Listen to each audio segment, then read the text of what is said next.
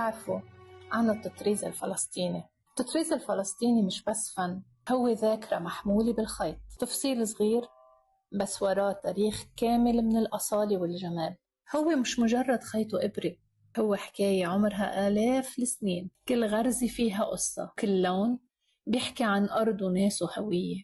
لما ألمح قطعة مطرزة بحس إني واقفة قدام تراث نابض، لمسة من فلسطين فيها حب كبير بقلبي. هالفن ما مات، بعده عم بيكبر مع كل إيد بتحافظ عليه وبتعلمه لغيرها. التطريز الفلسطيني هوية بتنحفر بالخيط، بتضل عايشة مهما تغير الزمن.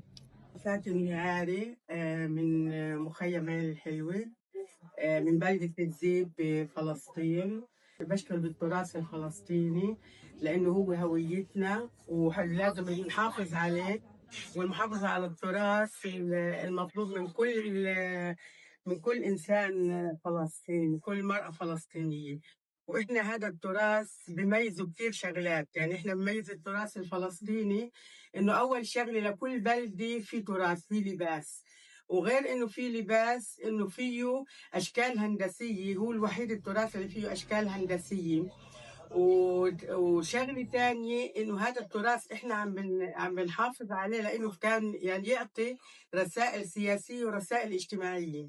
مثلا كان بغزه اذا الوحده مات زوجها تلبس اللباس مطرز بالازرق مش بالاحمر. هلا اذا بعد ما مات زوجها ان هي بدها تتزوج، يعني انه كانت تحط فيه احمر، يعني تلونه بالاحمر انه هي بدها تتزوج، اذا خلته ازرق ما حدا يتقدم لها.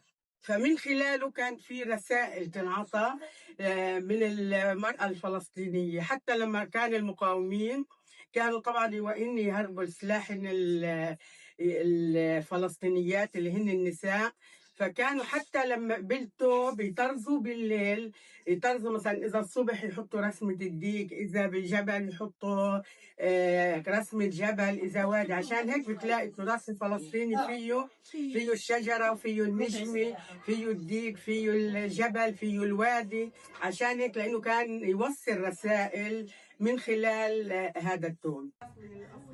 فهلا عم نعلمه التراث حتى يمتد. بعدين احنا طورنا بالتراث الفلسطيني، يعني كان محصور بالعباية وبالشال، عملناه بالاكسسوار، عملناه بالجزادين الصغيرة، عملناه بالجزادين اللي ممكن الصبية تلبسها، عملناه بشكل شاط ممكن الصبية تلبسه. فعشان يستمر، يعني عشان يكون في استمرارية للتراث الفلسطيني. هديك طرزنا عليها. فاحنا عندنا تطريز طبعا، وعندنا طلبيات صار للصبايا. هون عندنا دورة تعليم للتطريز للصبايا الصغار. وتعلمت التطريز من والدتي لأنه هي بتحب التطريز، وحبها للتطريز خلاني أحب أشتغل فيه. وهدفي منه يستمر التطريز، ما يوقف لجيل معين، ما يضل يكفي، لأنه أكيد التطريز هو تراثنا وهو شيء نتمسك فيه لحتى يضل تراثنا ماشي طول الأجيال، مش واقف عند جيل معين.